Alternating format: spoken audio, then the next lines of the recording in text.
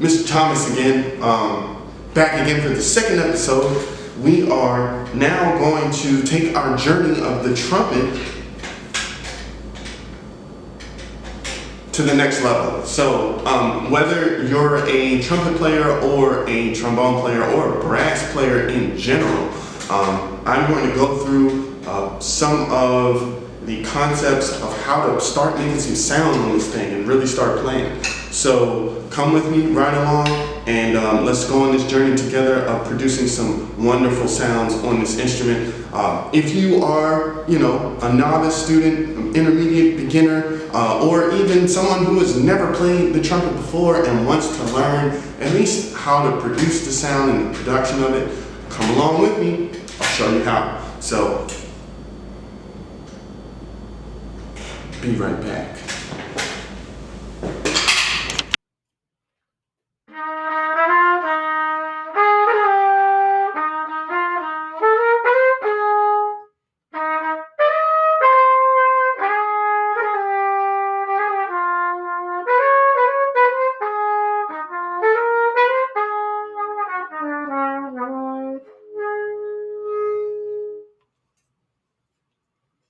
So I'm so excited about doing this video. I'm going to try to get you to that point where you're playing like that. All right, but we got to start somewhere. So we're going to start from the beginning, okay? First thing is, how do we hold this thing, okay? So the first thing is you got your trumpet here, all right? First thing is your left hand. So your left hand, you want it to go around the valve casing and into the, if you have this, you should have this, the third valve slide ring holder. So like the slide holder. So you should have a hook there. That's where your ring finger should go. If you have big hands, if you want to put your middle finger there, if you even want to do your first finger, that's fine. But you want to make sure that you have it in a way where you can move that easily. I know some trumpet players that hold it like this. I've seen this, whatever's comfortable for you. The big thing is you want to make sure that this third valve slide can move whenever you need to.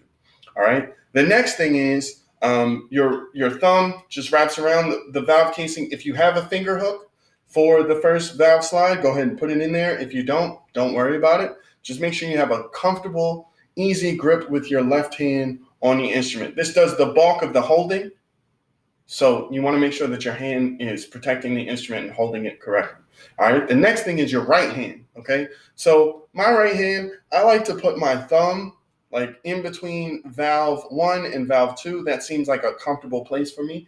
And then I just easily rest my fingers on top of the valves. You want to make sure that when you're holding your instrument, you're not putting your finger in here. As I explained in the other video, these muscles are attached. So if you hamper this down, it's going to slow down your third finger. You don't want that.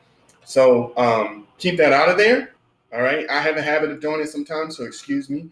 And also you want to make sure that when you're pressing the valves, you're going straight down using your fingertips. My dog Molly says hi. Say hi, Molly. All right. She's a little shy right now. Anyway. So those are the valves. All right. 1, 2, 3. Okay. Now that we know how to hold the instrument, the first thing to do is we got to understand this embouchure. So embouchure is just a French, it's from a French word, bouche, which means the mouth.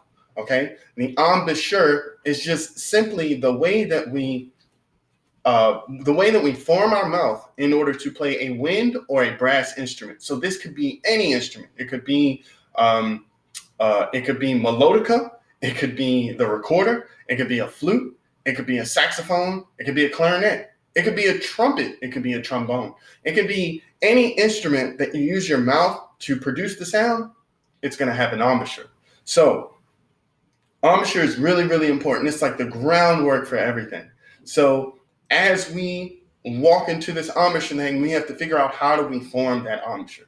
So basically, the most common theme that has been used in brass technique to form the embouchure is to start by saying the letter M. So you notice when you say M, your mouth, like your lips fold in. a little bit, as if like you're putting on lip balm, right? If I was to put on lip balm and I wanted to spread it on my lips, I kind of, tuck my lips in and do this rubbing sensation. It's the same exact thing. It's that same kind of concept, all right? So now what you want to do is, now I don't want to overcomplicate it, but I do want you to hear me out, okay? What you want to do is you want to make sure that your corners are tight, right? And tight might be the wrong word, but just work with me. We don't want it to be over tight and like stress it, but we want to make sure that this is firm enough. That's the word. It's firm enough that the air goes out the middle of our mouth, or somewhere that our teeth in our mouth allow the air to go out easily. Okay. So we want to make sure, and this is why some teachers would tell you to smile when you play trumpet. But although we don't want to smile too much because we don't want to thin the lips out too much. All right. But we do want to be delicate about these muscles and keep them firm so that way the air doesn't leak out. All right. Then with that, we also want to use these muscles up here to somewhat flatten the top lip and bring it up towards our nose almost. Okay. And with our chin, we're going to be tucking this bottom lip in. So as much as you can, what you want to do is you want to create a firm placement of the lips right on top of the teeth. Okay? Just like this. And if you can, from there, try to just blow out air.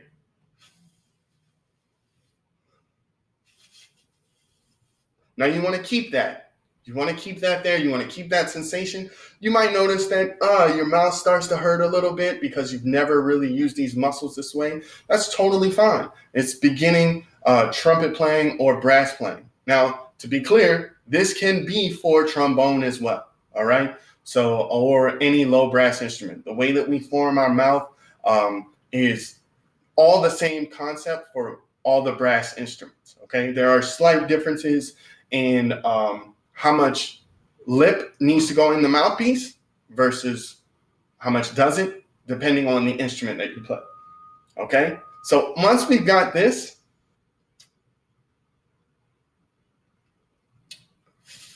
and we've got our air going through, that is the setup that we want to have. If you see these muscles kind of anchoring up or being strong, that's a good thing. All right? You don't. The few things you don't want to do is you don't want to pout. You don't want to do this when you're forming your embouchure. Okay?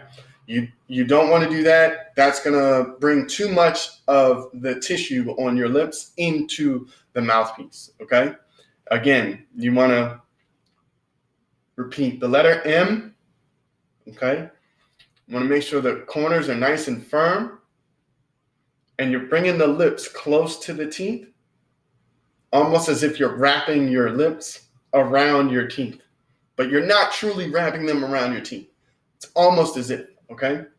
So that's the sensation. And you want to keep the middle relaxed. I know this is a lot, but just work with me, because if you do these things now, coming from a guy who's been through a lot of embouchure stuff, it'll be worth it in the long run, okay? So from there, we got our air going. We got our M. It's happening. Let's move on to the next step. The next step is for us to grab our mouthpiece. All right. Now you want to be careful with your mouthpiece. Try not to drop it. Try to be very, very careful with it. It's just as precious as your instrument. You don't want to drop your instrument, and you definitely don't want to drop your mouthpiece. All right. So with that same setup, we're going to try to make a sound on our mouthpiece. Now you might get a raspy sound, you might get an unclear sound. That's fine. Again, right now we're just learning, and we're trying to we want to keep this mindset of just trying and continue to try until you get it right.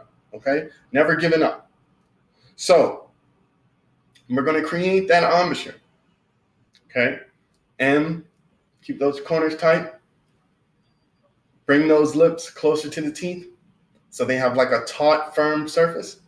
And then you're going to put up the mouthpiece to a place that's comfortable for you, okay? With this same concept in mind, put it where it's comfortable. If that for you is somewhere over here, then that's fine. If it's over here, that's fine as well. wherever is comfortable for you. Mine isn't dead center, but it's close to being center. When we're holding the mouthpiece, you want to make sure that you hold it with just 2 fingers because we don't want to put too much pressure on our face. Okay? So we're going to line this up. We're going to create that M. And I want you to just blow. Now, some of you might not be able to blow and get the air out. Some of you might make some sounds already just from doing that, and that is great. But if you can get that sound to happen, if you can get the air to happen before the sound, that's even better, okay? Because now all we're going to do is we're just going to contract the lips a little bit closer to get our vibration, all right? So whatever sound you get, just go for it. I'm going to do the same thing right now.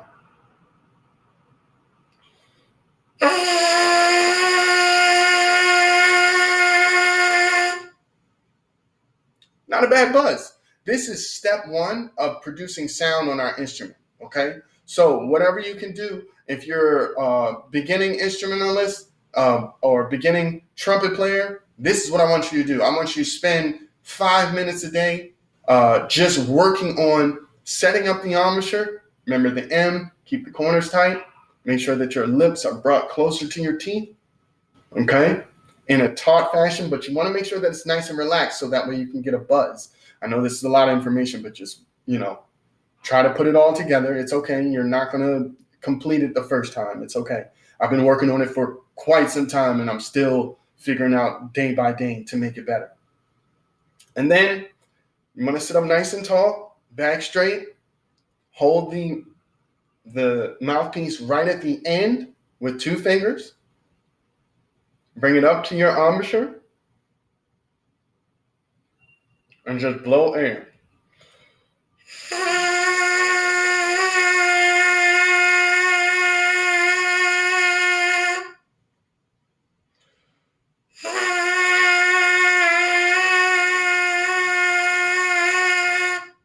Once you get a consistent sound, which is great, once you get a consistent sound, try to change it.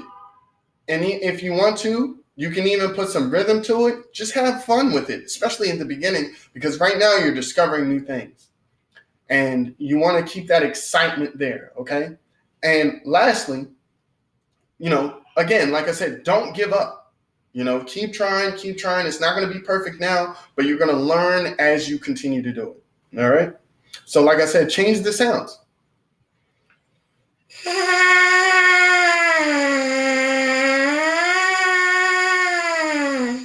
Try to do some sirens.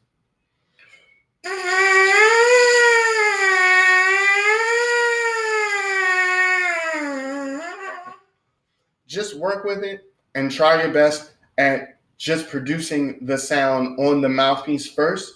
I want you to do this for a few days. I would say a week or 3 days, or just put up some time, put aside some time, 5 minutes a day, 10 minutes a day to just work on just getting a clear sound on the mouthpiece alone. And then once we attach it to the trumpet, it's going to be easy for us to make sound because we've already done our first step. Okay. Again, like I said, the mouthpiece is like the microphone and the trumpet is like our amplifier or our speaker. Okay. So the better that we speak and we articulate clearly on our microphone, the better we sound on the speaker.